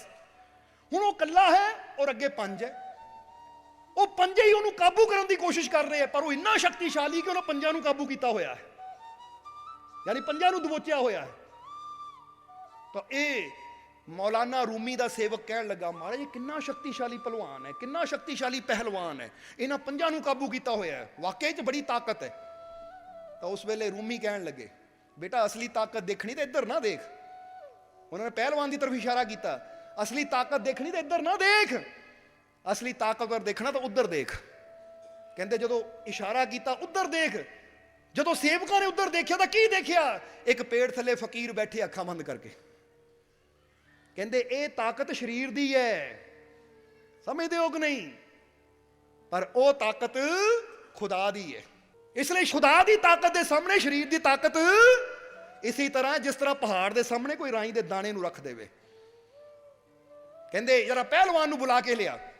ਪਹਿਲਵਾਨ ਨੂੰ ਬੁਲਾਇਆ ਤਾਂ ਮੌਲਾਨਾ ਰੂਮੀ ਫਿਰ ਦੱਸ ਦੇਣਾ ਚਾਹਾਂਗੇ ਕਿ ਉਸ ਰਾਜਿਆ ਦੇ ਸਭ ਤੋਂ ਮੇਨ ਬੰਦੇ ਸੀ, ਯਾਨੀ ਰਾਜੇ ਦੀ ਕਚਹਿਰੀ ਦੇ ਵਿੱਚ ਉਹਨਾਂ ਨੂੰ ਬੜਾ ਉੱਚਾ ਰੁਤਬਾ ਮਿਲਿਆ ਸੀ, ਕਈ ਫੈਸਲੇ ਉਹ ਕਰਦੇ ਹੁੰਦੇ ਸੀ। ਇਸ ਲਈ ਜਦੋਂ ਪਹਿਲਵਾਨ ਨੂੰ ਪਤਾ ਲੱਗਾ, ਦੌੜ ਕੇ ਆਇਆ ਮੌਲਾਨਾ ਰੂਮੀ ਦੇ ਕੋਲ, ਕਹਿੰਦਾ ਹਾਂਜੀ ਹਜ਼ੂਰ। ਬੁਲਾਇਆ ਤਾਂ ਮੌਲਾਨਾ ਰੂਮੀ ਕਹਿੰਦੇ ਇੱਕ ਸਵਾਲ ਦਾ ਜਵਾਬ ਦੇ, ਅਗਰ ਕੋਈ ਤੈਨੂੰ ਗਾਲੀ ਦੇਵੇ, ਤੈਨੂੰ ਬੁਰਾ ਬੋਲੇ ਤਾਂ ਤੂੰ ਕੀ ਕਰੇਗਾ? ਉਹਨਾਂ ਕਿਹਾ ਮਹਾਰਾਜ, ਆਪਣੀਆਂ ਬਾਹਾਂ ਦੀ ਤਰਫ ਦੇਖ ਕੇ ਕਹਿੰਦਾ ਦੇਖਦੇ ਨਹੀਂ, ਕਿਸੇ ਦੀ ਹਿੰਮਤ ਹੈ ਮੈਨੂੰ ਗਾਲੀ ਦੇਣ ਦੀ, ਕਿਸੇ ਦੀ ਹਿੰਮਤ ਹੈ ਮੈਨੂੰ ਬੁਰਾ ਬੋਲਣ ਦੀ?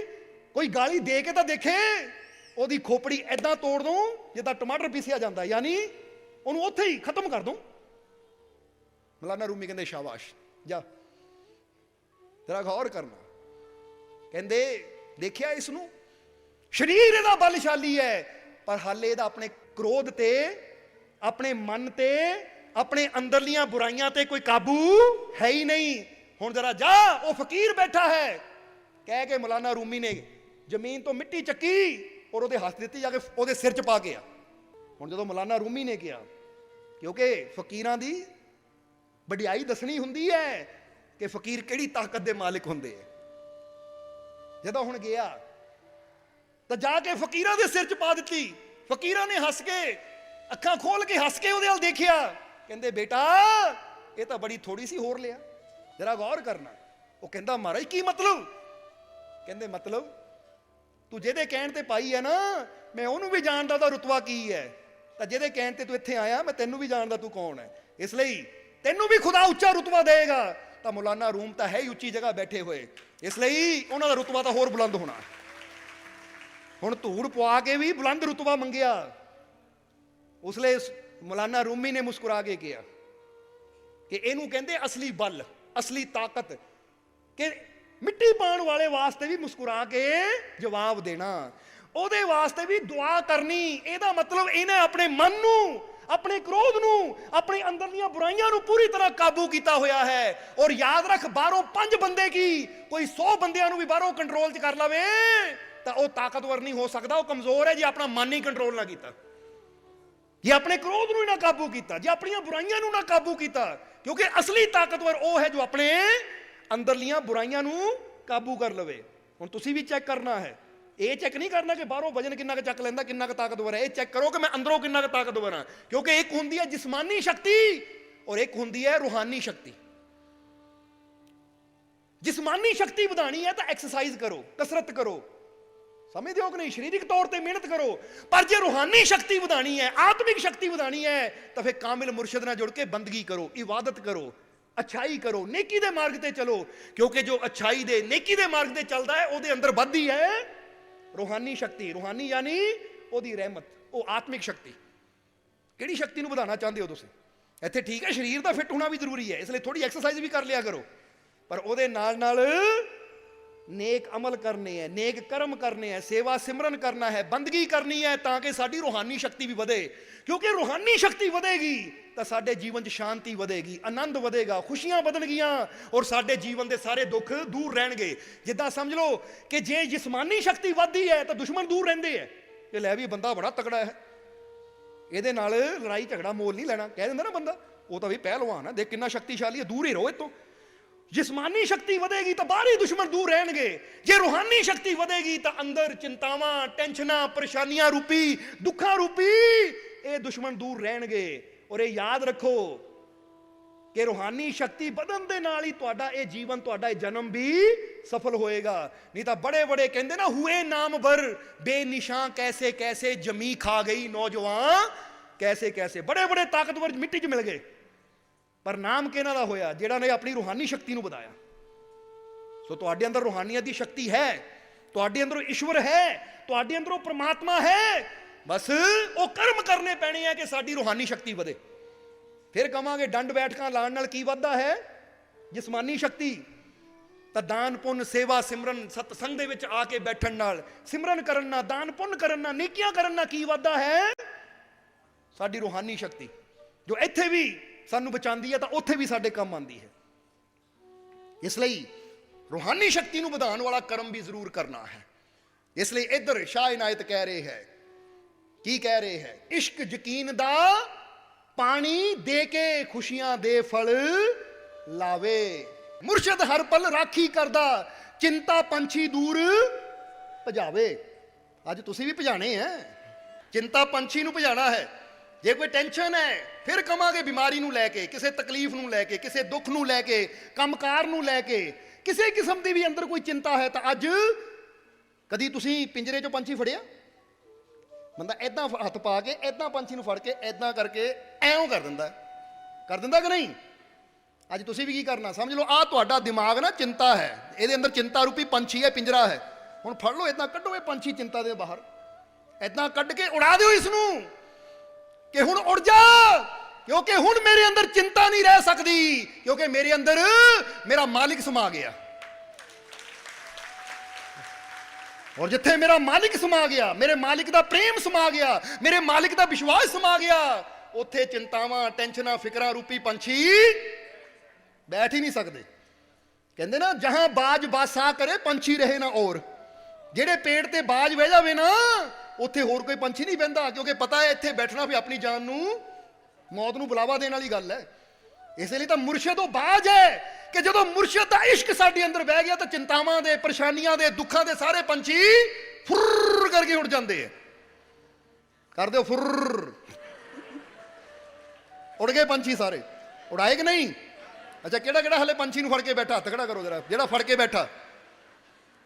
ਜੇ ਨਾ ਉਡਾ ਦਿੱਤੇ ਹੁਣ ਉਹ ਹੱਥ ਖੜਾ ਕਰੋ। ਉੜ ਗਏ ਮੇਰੇ ਸਾਰੇ ਚਿੰਤਾਵਾਂ ਦੇ ਪੰਛੀ, ਮੇਰੇ ਸਾਰੇ ਫਿਕਰਾਂ ਦੇ ਪੰਛੀ, ਮੇਰੇ ਸਾਰੇ ਡਰ ਵਾਲੇ ਪੰਛੀ ਸੱਚਮੁੱਚ ਉੜ ਗਏ। ਫਿਰ ਉੜ ਗਏ ਵਾਕਈ, ਕਿਉਂਕਿ ਮੁਰਸ਼ਿਦ ਹਰ ਦਮ ਰਾਖੀ ਕਰਦਾ। ਜੇ ਦਿਲ 'ਚ ਇਸ਼ਕ ਹੈ, ਯਕੀਨ ਹੈ, ਤਾਂ ਮੁਰਸ਼ਿਦ ਹਰ ਦਮ ਰਾਖੀ ਕਰਦਾ ਹੈ।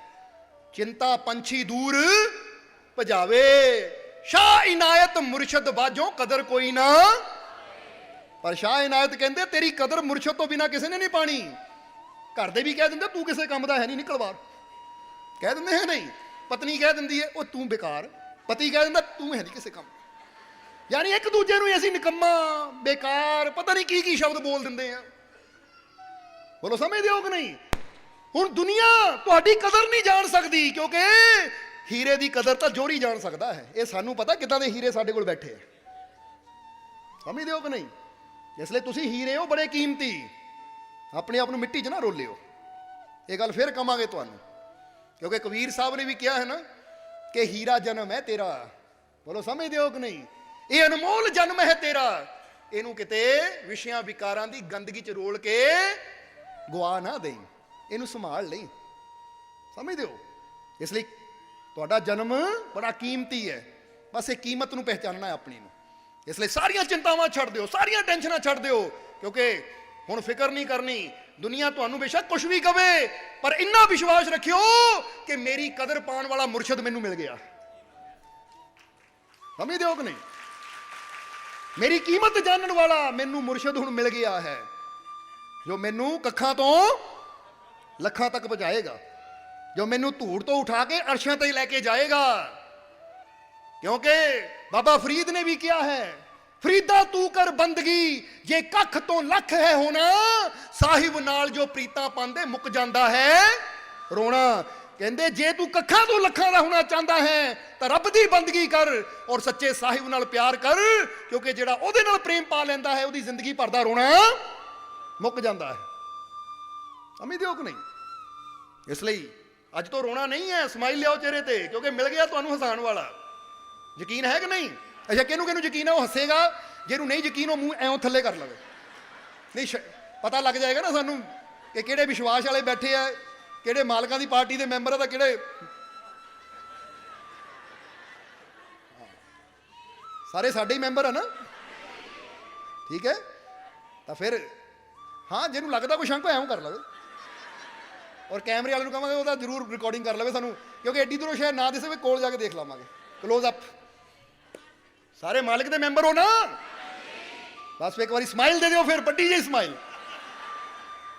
ਬਸ ਫਿਰ ਕਹਿ ਦਿਓ ਮੇਤੇ ਰਹਿਮਤ, ਮੇਤੇ ਰਹਿਮਤ, ਮੇਤੇ ਰਹਿਮਤ, ਮੇਰੀਆਂ ਝੋਲੀਆਂ ਖੁਸ਼ੀਆਂ ਨਾਲ, ਮੇਰੀਆਂ ਝੋਲੀਆਂ ਖੁਸ਼ੀਆਂ ਨਾਲ, ਮੇਰੀਆਂ ਝੋਲੀਆਂ ਖੁਸ਼ੀਆਂ ਨਾਲ, ਮੇਰੇ ਸਾਰੇ ਦੁੱਖ ਦੂਰ, ਮੇਰੇ ਸਾਰੇ ਦੁੱਖ ਦੂਰ, ਮੇਰੇ ਸਾਰੇ ਦੁੱਖ ਦੂਰ।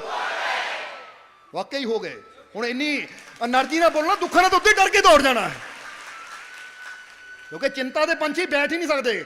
ਕਿਤੇ ਪੰਛੀ ਬੈਠਾ ਜਾ ਕੇ ਚੀਕ ਮਾਰ, ਪੰਛੀਆਂ ਨੇ ਉੱਤੇ ਉੱਡ ਜਾਣਾ ਹੈ। ਹੁੰਦੇ ਕਿ ਨਹੀਂ ਇਦਾਂ? ਕਿਤੇ ਪੇੜ ਥੱਲੇ ਜਾ ਕੇ ਹੁਰ ਕਰ ਦਿਓ। ਕਿਸਾਨ ਕੀ ਕਰਦਾ ਹੈ? ਉਹ ਦੇਖ ਲਓ ਗਰਮੀ ਵੀ ਆ ਗਈ ਉੱਧਰ। ਇਹਨੂੰ ਕਹਿੰਦੇ ਅੰਦਰਲਾ ਜੋਸ਼। ਜੇ ਮਾਲਕ ਦੇ ਚਰਨਾਂ 'ਚ ਆ ਕੇ ਵੀ ਠੰਡ ਲੱਗ ਜਾਵੇ ਤਾਂ ਮਜ਼ਾ ਕੀ ਆਵੇ।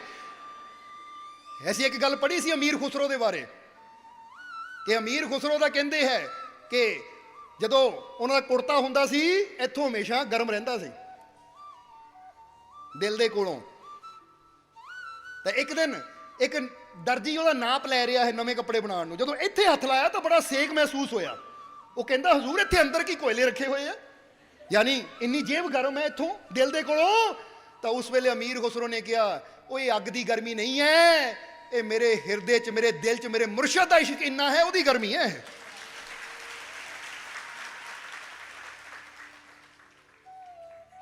ਇਹ ਇਸ਼ਕ ਦੀ ਗਰਮੀ ਵੀ ਹੁੰਦੀ ਹੈ। ਤਾਂ ਹੀ ਕਹਿੰਦੇ ਅੱਗ ਤੇ ਇਸ਼ਕ ਦਾ ਸੇਕ ਕੀ ਪੁੱਛਦਾ, ਇਸ਼ਕ ਦਾ ਸੇਕ ਬਧੇਰਾ, ਅੱਗ ਤੇ ਸਾੜੇ ਕੱਖ ਤੇ ਕਾਨੇ, ਇਸ਼ਕ ਸਾੜੇ ਦਿਲ ਮੇਰਾ। ਅੱਗ ਦਾ ਦਾਰੂ ਮੀਂਹ ਤੇ ਪਾਣੀ, ਇਸ਼ਕ ਦਾ ਦਾਰੂ ਕਿਹੜਾ? ਉਹ ਯਾਰ ਫਰੀਦ ਉੱਥੇ ਕੱਖ ਨਹੀਂ ਰਹਿੰਦਾ ਜਿੱਥੇ ਇਸ਼ਕ ਨੇ ਕੀਤਾ ਡੇਰਾ। ਮਜ਼ਾ ਤਾਂ ਫੇਰ ਆਵੇ ਨਾ, ਅੰਦਰ ਇਦਾਂ ਦਾ ਮੁਰਸ਼ਦ ਦਾ ਇਸ਼ਕ ਸਮਾ ਜਾਵੇ ਕਿ ਬਾਕੀ ਸਭ ਕੁਝ ਜੋ ਵਿਸ਼ੇ ਵਿਕਾਰ ਹੈ, ਬੁਰਾਈਆਂ ਹੈ, ਅੰਦਰ ਜੋ ਵੀ ਕੂੜਾ ਕਚਰਾ ਹੈ, ਸਭ ਕੁਝ ਸੜ ਕੇ ਸੁਆਹ ਹੋ ਜਾਵੇ। ਬਚੇ ਤਾਂ ਸਿਰਫ ਅੱਛਾਈ ਦੇ ਹੀਰੇ, ਸੱਚਾਈ ਦੇ ਹੀਰੇ, ਪ੍ਰੇਮ ਦੇ ਹੀਰੇ ਹੀ ਬਚਣ। ਕਿਉਂਕਿ ਕੂੜ ਸੜ ਜਾਂਦਾ ਹੈ ਤਾਂ ਹੀਰਾ ਉਹ ਬਚਿਆ ਰਹਿੰਦਾ ਹੈ। ਤਾਂ ਹੀ ਤਾਂ ਕਹਿੰਦੇ ਅਸਲੀ ਹੀਰਾ, ਅਸਲੀ ਹੀਰਾ ਦੀ ਚਮਕ ਵੀ ਹੁੰਦੀ ਤਾਂ ਕੀਮਤ ਵੀ ਹੁੰਦੀ ਹੈ। ਔਰ ਫਿਰ ਇੱਕ ਵਾਰ ਤੁਹਾਨੂੰ ਯਾਦ ਦਿਲਾਵਾਂਗੇ, ਤੁਸੀਂ ਸਾਡੇ ਅਸਲੀ ਹੀਰੇ ਹੋ। ਸਮਝਦੇ ਹੋ ਕਿ ਨਹੀਂ? ਤਾਂ ਹੀ ਤਾਂ ਤੁਹਾਨੂੰ ਇੰਨਾ ਪਿਆਰ ਕਰਦੇ ਹਾਂ ਅਸੀਂ। ਸਮਝਦੇ ਹੋ ਕਿ ਨਹੀਂ? ਇਸ ਕਰਕੇ ਬਸ ਇਹ ਵਿਸ਼ਵਾਸ ਆਪਣੇ ਅੰਦਰ ਰੱਖਣਾ ਹੈ ਕਿ ਮੇਰੀਆਂ ਸਾਰੀਆਂ ਟੈਨਸ਼ਨਾਂ, ਚਿੰਤਾਵਾਂ ਦੇ ਪੰਛੀ ਅੱਜ ਫੁਰ ਹੋ ਗਏ।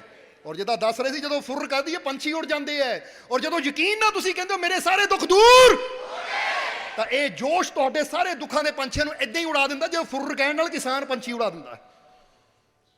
ਸਮਝਦੇ ਹੋ ਕਿ ਨਹੀਂ? ਇਸ ਲਈ ਹੁਣ ਸਮਾਂ ਕਾਫੀ ਹੋ ਗਿਆ ਹੈ, ਆਖਰਲੇ ਵਚਨਾਂ ਵੱਲ ਚਲੀਏ ਹੁਣ, ਕਿ ਅਸੀਂ ਸ਼ਕਤੀਸ਼ਾਲੀ ਬਣਨਾ ਹੈ। ਔਰ ਅਸਲੀ ਤਾਕਤਵਰ ਕੌਣ ਹੈ? ਜਿਹੜਾ ਆਪਣੇ ਮਨ ਨੂੰ ਕਾਬੂ ਕਰੇ, ਜਿਹੜਾ ਆਪਣੇ ਕ੍ਰੋਧ ਨੂੰ ਕਾਬੂ ਕਰੇ। ਜੇ ਜ਼ੁਬਾਨ ਤੋਂ ਬੁਰੇ ਬੋਲ ਨਿਕਲਦੇ ਹੈ, ਕਿਉਂਕਿ ਕਈ ਵਾਰ ਦੱਸਿਆ ਕਈਆਂ ਨੂੰ ਗੱਲ ਗੱਲ ਨਾਲ ਗਾਲੀ ਦੇਣ ਦੀ ਆਦਤ ਹੁੰਦੀ ਹੈ। ਅਸਲੀ ਸ਼ਕਤੀਸ਼ਾਲੀ ਉਹ ਹੁੰਦਾ ਜਿਹੜੀ ਆਪਣੀ ਜ਼ੁਬਾਨ ਨੂੰ ਕਾਬੂ ਕਰ ਲਵੇ ਕਿ ਅੱਜ ਤੋਂ ਮੈਂ ਜ਼ੁਬਾਨ ਤੋਂ ਕੋਈ ਬੁਰਾ ਬੋਲ ਨਹੀਂ ਬੋਲਣਾ, ਗਾਲੀ ਦਾ ਬੋਲ ਨਹੀਂ ਨਿਕਲਣਾ ਚਾਹੀਦਾ, ਅੱਛਾ ਬੋਲ ਨਿਕਲੇ। ਇਹਦਾ ਮਤਲਬ ਹੁਣ ਤੇਰਾ ਆਪਣੇ ਆਪ ਤੇ ਕੰਟਰੋਲ ਹੋ ਗਿਆ। ਆਪਣੇ ਕ੍ਰੋਧ ਤੇ ਕਾਬੂ ਕਰਨਾ ਹੈ, ਆਪਣੇ ਅੰਦਰਲੀਆਂ ਬੁਰਾਈਆਂ ਤੇ ਕਾਬੂ ਕਰਨਾ ਹੈ। ਵਿਸ਼ੇ ਵਿਕਾਰਾਂ ਵੱਲ ਮਨ ਜਾਂਦਾ ਹੈ, ਨਸ਼ਿਆਂ ਵੱਲ ਮਨ ਜਾਂਦਾ, ਉਧਰੋਂ ਮਨ ਨੂੰ ਰੋਕਣਾ ਹੈ। ਜਿਹੜਾ ਆਪਣੇ ਅੰਦਰਲੇ ਬੁਰਾਈਆਂ ਤੇ ਕਾਬੂ ਕਰ ਲੈਂਦਾ ਹੈ, ਅਸਲੀ ਤਾਕਤਵਰ ਉਹੀ ਕਹਿਲਾਂਦਾ ਹੈ। ਹੁਣ ਤੁਸੀਂ ਦੱਸ ਦਿਓ, ਤੁਸੀਂ ਕਮਜ਼ੋਰ ਹੋ ਜਾਂ ਤਾਕਤਵਰ? ਤੁਸੀਂ ਕਮਜ਼ੋਰ ਹੋ ਜਾਂ ਸ਼ਕਤੀਸ਼ਾਲੀ? ਤਾਂ ਵਾਕਈ ਸ਼ਕਤੀਸ਼ਾਲੀ ਹੋਵੋਗੇ ਜੇ ਅੱਜ ਤੋਂ ਇਹ ਨਿਯਮ ਬਣਾ ਲਓਗੇ ਕਿ ਅੱਜ ਤੋਂ ਮੇਰੀ ਜ਼ੁਬਾਨ ਤੋਂ ਕੋਈ ਬੁਰਾ ਬੋਲ ਨਹੀਂ ਨਿਕਲੇਗਾ। ਅੱਜ ਤੋਂ ਮੈਂ ਨਫ਼ਰਤ ਛੱਡੀ, ਅੱਜ ਤੋਂ ਮੈਂ ਬੁਰਾਈ ਛੱਡੀ। बुरा देखना, बुरा बोलना, बुरा सुनना, बुरा करना अज तो बंद। अज तो मैं मालिक दा बंदा हाँ, मैं अच्छाई दे मार्ग ते चलना है, नेकी दे मार्ग ते चलना है, खुशी दे मार्ग ते चलना है। सारिया शंकावां चिंतावां छड्ड के मैं अपने मालिक दे विश्वास दे मार्ग ते चलना है, क्योंकि विश्वास प्रेम इश्क दा मार्ग ही सानू साडी मंजिल तक लैके जांदा है। समझ आ गई कि नहीं? तुसीं सारे ही साडे हो, बस विश्वास नाल भरपूर हो जाओ, खुशी नाल भरपूर हो जाओ। और अज ये कह के जाना है कि मालिक दी रहमत नाल मैं बहुत खुश हाँ। तुसी कहना मैं बहुत खुश हाँ। मालिक दी रहमत नाल मैं बहुत मेरी झोली रहमतां नाल, मेरी झोली रहमतां नाल, मेरी झोली रहमतां नाल मैनू अपने मालिक ते पूरा, मैनू अपने मालिक ते पूरा, मैनू अपने मालिक ते पूरा, मैनू अपने मालिक नाल बहुत, मैनू अपने मालिक नाल बहुत, मैनू अपने मालिक नाल बहुत। मेरे सारे दुख दूर, मेरे सारे दुख दूर, मेरे सारे दुख दूर। देखो महसूस करो, हो गए कि नहीं? अज किसी भी काम नूं जांदे हथ पाना ना, कोई भी कर्म करन जाना है पूरे विश्वास नाल जाना है। जिहड़ी हार देखनी सी देख लई, अज मैं अपने मालिक नूं नाल लैके जा रहा। हर मुकाम ते हर कदम ते मेरी जित पक्की है, क्योंकि मेरा मालिक मेरे, मेरा मालिक मेरे, मेरा मालिक मेरे। इस विश्वास नाल जाना है तो जाओ, जिधर जाओगे कदम बढ़ाओगे तुहाडी जित होंदी चली जाएगी। ये विश्वास नाल जाना है, नेगेटिविटी नहीं अंदर आनी चाहिए, पता नहीं होना या नहीं होना, पता नहीं कर्म रहमत होनी या नहीं होनी, बल्कि ये सोच के जाना है और रहमत तो उदों ही हो गई जो मैं अपने मालिक के इश्क नूं अपने हिरदे च बसा लिया, जो अपने मालिक के प्रेम नूं अपने हिरदे च बसा लिया तो रहमत तो हो गई। समझते हो कि नहीं? इसलिए विश्वास रखना अपने अंदर, यकीन रखना अपने अंदर, मालिक हर कदम ते तुहाडे नाल है। जिद्दां सानू हजूर ने कहा सी साडे च समा के कि अज तो मैं तेरे तो जुदा नहीं, तू मेरे तो जुदा नहीं, मैं तेरे अंदर तू मेरे अंदर, और अज ऐसे ही तुहानू कहांगे कि तुसीं साडे तो जुदा नहीं, असीं तुहाडे तो जुदा नहीं।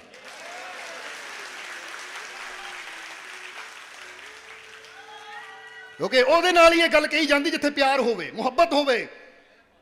ਇਸ ਲਈ ਇਹ ਯਾਦ ਰੱਖਣਾ, ਦੁਨੀਆ ਤੁਹਾਨੂੰ ਚਾਹੇ ਕਵੇ ਮੈਂ ਤੇਰੇ ਨਾਲ ਨਫ਼ਰਤ ਕਰਦਾ ਹਾਂ, ਦੁਨੀਆ ਚਾਹੇ ਕੁਝ ਵੀ ਤੁਹਾਨੂੰ ਕਵੇ, ਪਰ ਇਹ ਗੱਲ ਤੁਸੀਂ ਯਾਦ ਰੱਖਣੀ ਕਿ ਦੁਨੀਆ ਬੇਸ਼ੱਕ ਜੋ ਮਰਜ਼ੀ ਕਵੇ, ਪਰ ਮੈਨੂੰ ਯਕੀਨ ਹੈ ਮੇਰਾ ਮਾਲਿਕ ਮੈਨੂੰ ਬਹੁਤ ਪਿਆਰ ਕਰਦਾ ਹੈ, ਮੇਰਾ ਮਾਲਿਕ ਮੈਨੂੰ ਬਹੁਤ